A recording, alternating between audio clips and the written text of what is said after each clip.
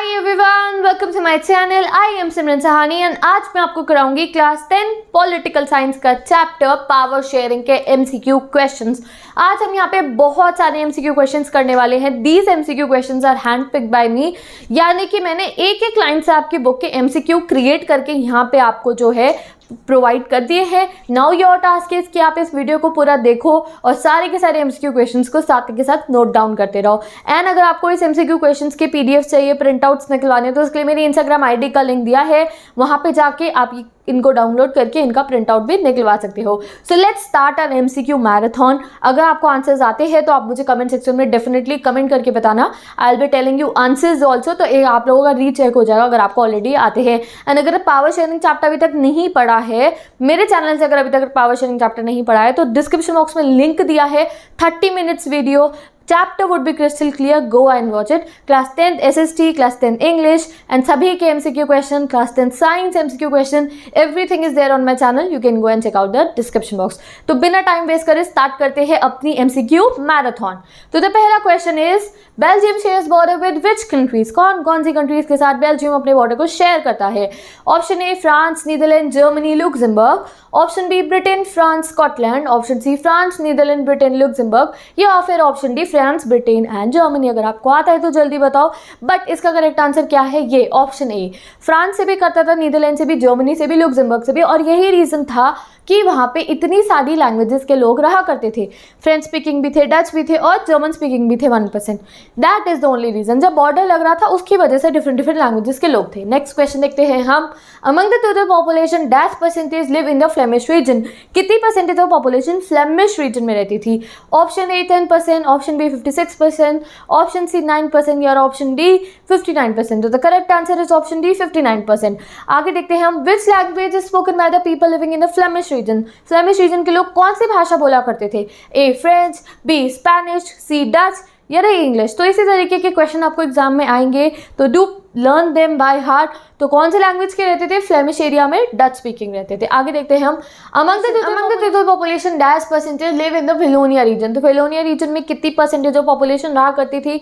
Option A 48%, option B 40%, option C 49% या फिर option D 8%। तो correct answer is option B 40% population रहा करती थी हमारे कौन से रीजन में? वेलोनिया रीजन में। आगे देखते हैं हम। People living in the Wallonia region speak which language? कौन सी लैंग्वेज जो थी वेलोनिया रीजन के लोग बोला करते थे? A English, B French, C Dutch या डी स्पेनिश। तो correct answer is B French. French बोला करते थे वो। Question number 6। German population comprises of dash percentage? German population की कितनी परसेंटेज थी? ए 1%, बी 2%, सी 4% या डी 5%। तो द करेक्ट आंसर है सिर्फ 1% पॉपुलेशन जर्मन की थी। नेक्स्ट देखते हैं हम। इन the capital city Brussels dash speak people French? यानी कि dash percentage of people speak French. कहाँ पे? पूरे बेल्जियम में नहीं, बट बेल्जियम की कैपिटल सिटी ब्रुसेल्स में। वहाँ का स्ट्रक्चर चेंज था, वहाँ पे फ्रेंच स्पीकिंग ज़्यादा थे, डच स्पीकिंग कम थे। तो एच सी कितनी परसेंटेज थी? Option 80%, option B 20%, option C 60% या ऑप्शन डी 8%। तो the correct answer is option A 80% थे।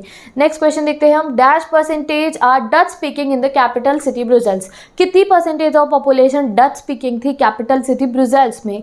ए 90%, बी 50%, सी 20% या डी 28%। तो द करेक्ट आंसर इज 20%। तो it's very simple. 20% guys Dutch रहते थे और 80% जो थे हमारे कैपिटल सिटी में फ्रेंच स्पीकिंग रहते थे। तो यहाँ बेल्जियम की जो कैपिटल सिटी थी ब्रुसेल्स, उसका स्ट्रक्चर अलग था और जो community was relatively rich and powerful. तो वहाँ पे कौन सी कम्युनिटी ज़्यादा पावरफुल रिच थी? ए फ्रेंच, बी जर्मन, सी डच या डी इंग्लिश। तो correct answer is A French. आगे देखते हैं number 10। What percentage of the population was Sinhala speaking in Sri Lanka? A 74%, B 24%, C 70% या डी 47%। तो the correct answer is option A. Sinhala speaking कितनी percentage में थे? 74%। नेक्स्ट क्वेश्चन देखते हैं। What percentage of the population was Tamil speaking? कितने थे जो तमिल बोला करते थे? ए 18%, बी 8%, सी 10% या डी 28%। तो the correct answer is A 18% population. Next देखते हैं 12 question. Tamil natives of the country were known as? वो तमिल्स जो श्रीलंका में ही हमेशा से रहा करते थे, उनके फोर फादर्स श्रीलंका के ही थे, उनको क्या बोला जाता था? ए श्रीलंकन तमिल, बी इंडियन तमिल, सी हिंदू तमिल या डी बुद्धिस्ट। तो उनको क्या बोला जाता था? Sri Lanka Tamil. Those who already decided in Sri Lanka only from the very beginning.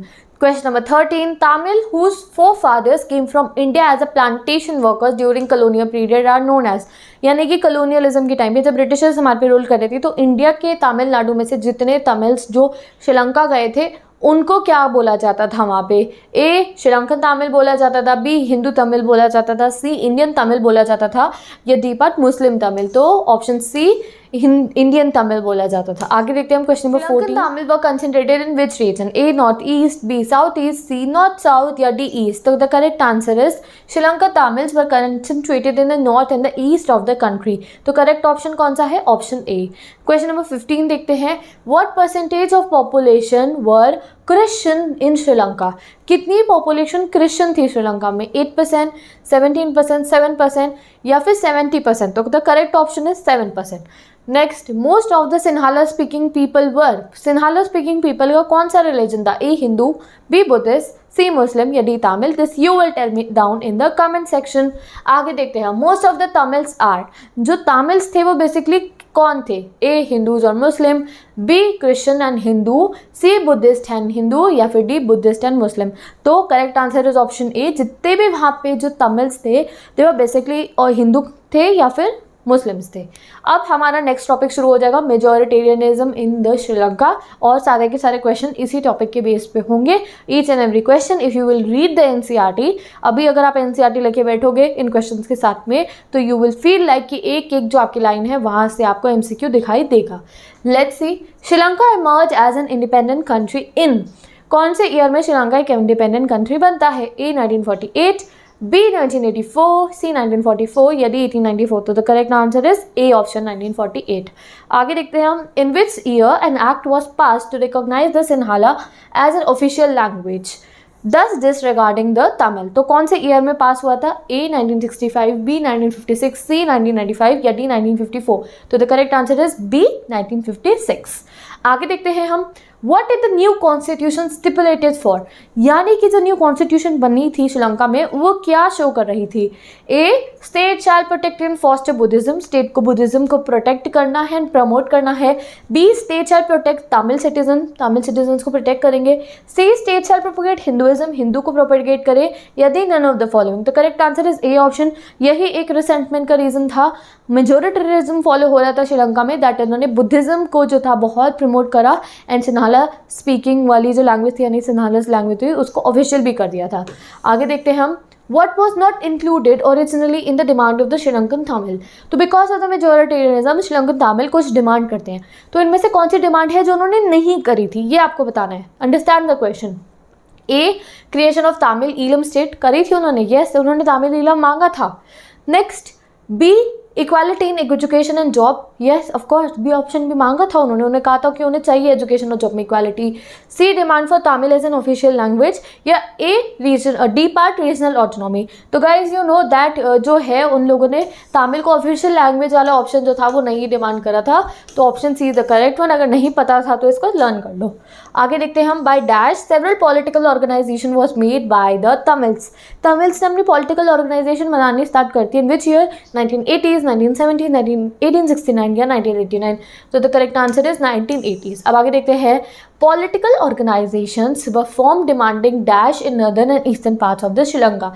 क्या डिमांड करा उन्होंने? A separate country for Sinhalas, B community rights, C independent Tamil Eelam state, या D none of the above? तो correct answer is option C. उन्होंने अपने लिए क्या मांगी थी? तमिल ईलम नाम की स्टेट, कि हम अपना अलग रीजन बनाएंगे। Next, what is majoritarianism? Option A a policy by Sri Lankan government to promote Tamil majority, कि तमिलियन की मेजॉरिटी को प्रमोट करने के लिए ये पॉलिसी बनाई गई थी। A policy by Sri Lankan government to promote Sinhala majority, Sinhalas की मेजॉरिटी को प्रमोट करने के लिए। C none of the above, या D both A and B? तो वी नो मेजॉरिटेरियनिज्म में जो सिन्हाला कम्युनिटी है वो अपने आप को जो है मेजॉरिटी की तरह शो कर रही थी and they were dominating the Tamils and that was the main cause of the conflict between the Tamils and the Sinhalas in the Sri Lanka. आगे देखते हैं question number 25, percentage of dash social groups are Sinhala speakers in Sri Lanka?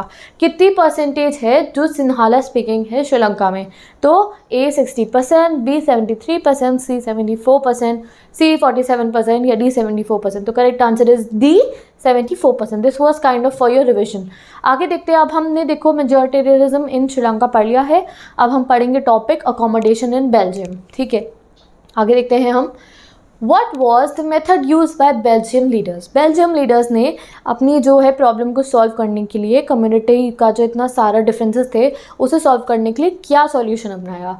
A, they ignored the cultural difference, उन्होंने इन cultural differences को ignore करा. B, they recognize the existence of the regional difference and cultural diversity, उन्होंने उनको recognise करा और उनके लिए सॉल्यूशन निकाला. सी, मेजॉरिटेरियनिज्म, यानी कि उन्होंने मेजॉरिटी कम्युनिटी को डोमिनेट करना शुरू कर दिया, माइनॉरिटी कम्युनिटी को. D, the existence of the regional differences and culture diversity was denied, यानी कि अलग अलग कल्चर और डायनेस्टीज़ को जो है आप कह सकते हो एक तरीके से प्रेजेंट करना, उन्हें मान्यता देना उन्होंने डिनाई कर दिया. तो करेक्ट आंसर ऑप्शन बी, उन्होंने एक एक को रीजनल राइट्स दिए, कल्चर राइट्स दिए and they accepted the presence of culture and different diversity जैसे हमारे इंडिया में है. नेक्स्ट देखते हैं हम question. This is a very important question, picture based question. You have to explain what does the picture depicts. अब ये picture एक साइन है, अब तुम्हें ये बताना है कौन सा साइन है. This is from NCERT book only, very important question.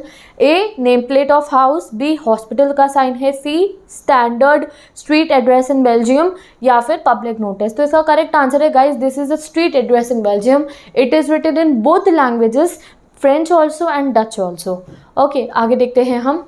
What did the Constitution prescribe for the ratio of the French and Dutch speaking in Belgium? क्या उन्होंने कहा था फ्रेंच और डच स्पीकिंग के लिए? ए, Constitution prescribed that the number of Dutch and French speaking ministers shall be equal in the central government. क्या कहा कि जो सेंट्रल गवर्नमेंट बनेगी उसमें डच और फ्रेंच स्पीकिंग के जो मिनिस्टर्स जाएंगे, एमपीज जाएंगे, वो इक्वल होंगे. या फिर two, constitution prescribe that the Dutch speaking should be more than French, या फिर ये बोला कि डच स्पीकिंग ज़्यादा होंगे क्योंकि डच मेजॉरिटी में थे पूरी कंट्री में. या फिर option C, the French speaking minister shall be less in the central government than Dutch, या फिर ये कहा था कि फ्रेंच स्पीकिंग कम हो गए, या ऑल ऑफ द अबव. तो the correct answer is A1. उन्होंने क्या सॉल्यूशन निकाला कि दोनों ही कम्युनिटीज़ को इक्वल रिप्रेजेंटेशन देंगे तो कोई प्रॉब्लम नहीं होगी. आगे देखते हैं हम. How many time constitution of the Belgium was amended between 1970 and 1993. कितने टाइम्स हुई थी? आंसर नंबर ए, 4 टाइम्स हुई थी. नेक्स्ट देखते हैं हम question number 30. In Belgium state government are dash to the central government. जो स्टेट गवर्नमेंट है वो जो सेंट्रल गवर्नमेंट है उसकी क्या रोल है उसके साथ में? सबॉर्डिनेट है, सुपीरियर है, इक्वल है, या इट इज़ नॉट सबॉर्डिनेट. तो correct answer is it is not subordinate. Next देखते हैं हम question number 31. Brussels has a separate government in which both the communities have dash representation. Brussels की एक सेपरेट गवर्नमेंट है जिसमें दोनों कम्युनिटीज़ का रिप्रेजेंटेशन कैसा है, यह आपको बताना है. A, equal, B, different, C, various, या डी, नॉन ऑफ द. तो correct answer is equal representation है. आगे देखते हैं हम. In Belgium there is a dash third kind of a government known as. Belgium में एक तीसरी गवर्नमेंट भी है, एक स्टेट, एक सेंट्रल और एक तीसरी है. उसका नाम क्या है? A, community government, B, majority government, C, people's government, या डी, सोशल गवर्नमेंट. तो correct answer is A, community government. आगे देखते हैं question number 33. Community government is elected by people belonging to which language. कौन जो है इलेक्ट करता है कम्युनिटी गवर्नमेंट को? ए, डच, स्पेनिश और Hindi speaking, B, Dutch, French और जर्मन स्पीकिंग, सी, सिर्फ जर्मन एंड फ्रेंच, या डी, सिर्फ फ्रेंच एंड डच. तो करेक्ट आंसर इज B1. तीनों ही कम्युनिटीज, तीनों ही लैंग्वेजेस के लोग जो है कम्युनिटी गवर्नमेंट को इलेक्ट करते हैं. आगे देखते हैं हम question number 34. Community government has a power regarding. क्या राइट्स, क्या पावर्स है कम्युनिटी गवर्नमेंट के पास? Option A, cultural, education and environmental issue के ऊपर है. Option B, language related issue पे है. या option C, culture, education, language तीनों पर है. या option 4, none of the above. तो correct answer is option number 3, culture, education, language तीनों के ऊपर कम्युनिटी गवर्नमेंट जो है रूल्स जो है बना सकती है. Next, European Union headquarters are in. European Union, EU, you will be studying it in 11-12 if you opt of humanities. तो EU के हेडक्वार्टर्स कहाँ पे है? जिनेवा में है, बेल्जियम में, ब्रुसेल्स में है, या ढाका में है? तो correct answer is C, Brussels में है हमारा यूरोपियन यूनियन के headquarters. Now you have to identify this picture. As I have told you, आपकी पूरी बुक यहाँ कवर हो रही है, तो भाई तुम्हें बताना है इसका आंसर कमेंट सेक्शन में. Identify this picture. This is European union parliament in Brussels, Belgium. या फिर ऑप्शन बी, यूरोपियन यूनियन का ऑफिस है ये. या ऑप्शन सी, ये वर्ल्ड बैंक के हेडक्वार्टर्स है. या ऑप्शन डी, ये IMF का ऑफिस है. तो ये आपको बताना है क्या है. क्वेश्चन नंबर 37 पे चल देख लो एक बार फिर से, फोटो अगर नहीं दिखिए तो ये देख लो आप. अब आते हैं क्वेश्चन नंबर 37 पे, which of power sharing is desirable. अब हमारा नेक्स्ट टॉपिक स्टार्ट हो चुका है एंड अभी चैप्टर हमारा बस कंप्लीट होने वाला है। Question number 38, power sharing is desirable because it, क्यों है power sharing desirable? It helps to increase pressure on government, to reduce possibilities of conflict, to generate awareness among people या फिर to increase percentage of vote। तो correct answer is B, ये possibilities of conflicts को कम कर देता है power sharing. Next, imposing the will of the majority community over the other may look like attractive option in the, यानी कि अगर majority community जो है माइनॉरिटी के ऊपर अपनी बातों को थोप रही है, ये एक अच्छा ऑप्शन लगता है for the long run, short run, for ever या नेवर, ये आपको बताना है। तो ऑप्शन ए शॉर्ट रन, यानी कि कुछ समय के लिए ये चल सकता है कि मेजॉरिटी जो है दबा रही है माइनॉरिटी को, बट बाकी क्या होगा, धीरे धीरे इतना रिसेंटमेंट आ जाएगा कि वॉर शुरू हो जाएगा कंट्री में। ये ऑप्शन भी लॉन्ग रन की कोई बात नहीं, मेजॉरिटी है रूल करती रहे, माइनॉरिटी को दबाती रहे, डोमिनेट करती रहे। ऑप्शन सी फॉर एवर, कभी भी फर्क नहीं पड़ेगा। ये ऑप्शन डी नेवर। तो correct answer is option A short run. This is from your book only, बताया गया है उसमें that in a short run तो सही लगता है कि हाँ मेजॉरिटी रूल कर ले हमारी माइनॉरिटी पे, बट धीरे धीरे इसके आफ्टरमैथ जो है मेजॉरिटी माइनॉरिटी दोनों को ही झेलने पड़ते हैं। आगे देखते हैं हम question number 4, the very spirit of dash. Power sharing किसकी स्पिरिट है? Power sharing is the very spirit of monarchy, democracy, dictatorship या पार्लियामेंट्री गवर्नमेंट। तो it's very easy, power sharing is the very spirit of democracy. आगे देखते हैं, this is for you. A legitimate government is the one where dash through participation acquires stake in the system। कौन जो है participate करता है system में? हमारी लेजिटिमेट गवर्नमेंट में। ए सिटीजन्स, बी गवर्नमेंट। ये आप मुझे बताओगे कमेंट सेक्शन में। आगे देखते हैं, दिस इज इंपॉर्टेंट, हमारी बुक में प्रूडेंट एंड मॉरल रीजंस के बारे में बताया गया अबाउट पावर शेयरिंग। यहाँ पे क्वेश्चन बनता है, moral reason emphasis the very act of the power sharing acts. Moral reason जो है वो पावर शेयरिंग को कैसा डिस्क्राइब करता है? As valuable, as accurate, as partial, as better. तो करेक्ट आंसर इज वैल्यूएबल मानता है मॉरल रीजन। देखते हैं forms of power sharing, last topic of the chapter. Question number 46, one basic principle of democracy is that dash are the source of all political power। एक source है हमारी सारी political power की, ए people, B government. तो correct answer is A people. Next question number 47, which one of the following statement about community government is true. सही है community government के बारे में।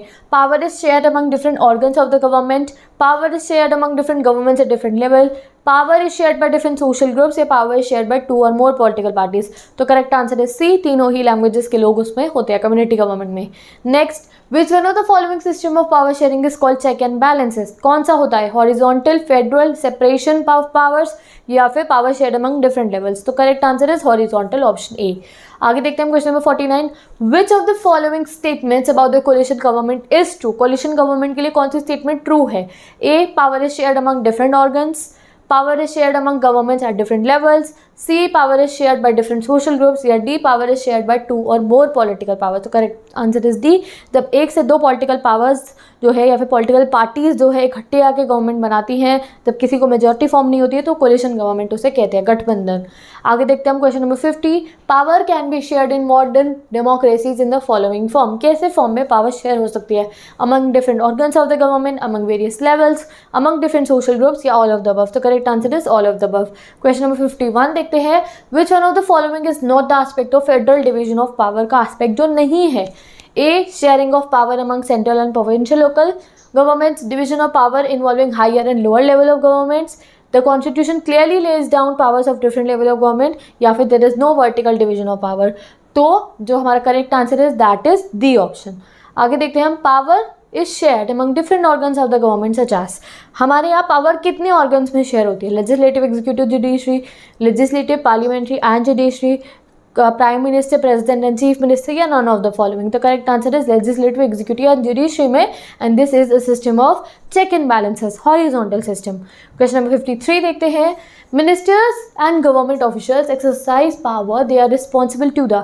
किसको रिस्पॉन्सिबल होते हैं मिनिस्टर्स और government officials? A president, B parliament और स्टेट असेंबली, सी सिटीजन्स, या D none of the following. You have to tell me down this in the comment section. Before this is important, although dash are appointed by the executives, they can check the functioning of the executive laws made by the legislator। कौन है वो जिनको appoint तो executive ही करते हैं, but yes still वो उनको check कर सकते हैं। ए प्राइम मिनिस्टर, बी प्रेसिडेंट, सी जजेस, या डी क्लर्क्स। तो करेक्ट आंसर है डी। तो करेक्ट आंसर इज सी जजेस। जजेस को एग्जीक्यूटिव ही अपॉइंट करते हैं, बट यस अगर कभी कोई फॉल्ट आए सिस्टम में तो जजेस जो है उनको चेक कर सकते हैं। Okay, next question number 55, a general government definition है और आपको बताना है किसकी डेफिनेशन है ये. A general government for the entire country and a government at the provincial और regional level. Such a general government for the entire country is usually called. कैसी गवर्नमेंट होती है वो? ए फेडरल गवर्नमेंट या B unitary. तो correct answer is A federal government. Now question number 56 देखते हैं. In India we refer federal government as the. India में हम फेडरल गवर्नमेंट को क्या बोलते हैं? सेंट्रल और union government, B prime minister government या C presidential form of government. तो हम उसे सेंट्रल और यूनियन गवर्नमेंट बोलते हैं. Question number 57. In India regional government is called. India में रीजनल गवर्नमेंट को क्या बोला जाता है? सेंट्रल और union, state, prime minister government, none of the above. तो स्टेट गवर्नमेंट बोला जाता है. Next, power sharing is good because. क्यों है अच्छी power sharing? It increases the conflict between communities. लड़ाइयाँ करवाती है. It ensures stability. It reduces the possibility of conflict between social groups या फिर it leads to violence. तो correct answer is it reduces the possibility of conflict between the social groups. अब आ गया है quiz time. These two questions are for your quiz. बहुत सारे question यहाँ मैंने आपसे भी पूछे हैं, तो अगर आपको नहीं आते हैं क्वेश्चन तो आप जाकर चैप्टर की वीडियो देखो, आपको सब क्वेश्चन आ जाएंगे. एंड कुछ दिनों बाद मैं आंसर खुद भी अपलोड कर दूंगी, but right now I want कि आपको खुद भी एक्टिवली आप एंगेज हो इसमें. फर्स्ट 59 क्वेश्चन है. Which one of the following language is not spoken in Belgium. कौन सी लैंग्वेज नहीं बोली जाती बेल्जियम में? फ्रेंच, डच, डैनिश या German. And next, this is question is from 2010 and 11. And question number 16, when different parties share the power to form a government, it is called. जब अलग अलग पार्टीज इकट्ठी आके गवर्नमेंट फॉर्म करते हैं तो उसे क्या कहते हैं? Majority government, federal government, community government या फिर कोलिशन गवर्नमेंट. तो correct answer is, you will tell me in the comment section. ये मैंने अभी अभी आपको कराया है. तो with this guys, I hope ये MCQ मैराथन आपको अच्छी लगी होगी. 60 questions, all the handpick questions in a very different language, because exam में आपको बिल्कुल डायरेक्ट लैंग्वेज में क्वेश्चन नहीं आएगा, घुमा फिरा के क्वेश्चन आएंगे. So I try to manipulate the language also and I try to give many options to you, confusing options. Next video में हम reason, assertion, source based question को और डिटेल में करने वाले हैं. तो with this stay tuned to this MCQ marathon series. ऐसी ही MCQ मैराथन सीरीज हमारी क्लास 10 इंग्लिश की भी ऑन है. So if you want you can check out the description box. Instagram पे नोट्स दिए गए हैं और सारी SST का सिलेबस मैंने पढ़ा रखा है. चैप्टर एक्सप्लेनेशन भी है, MCQs भी है. So you can go and check out my channel. वहाँ पे आपको सब प्लेलिस्ट मिल जाएंगी, सारे क्वेश्चन आंसर्स. तो let's end this video. Bye bye, take care, best of luck and I will meet you in the next video.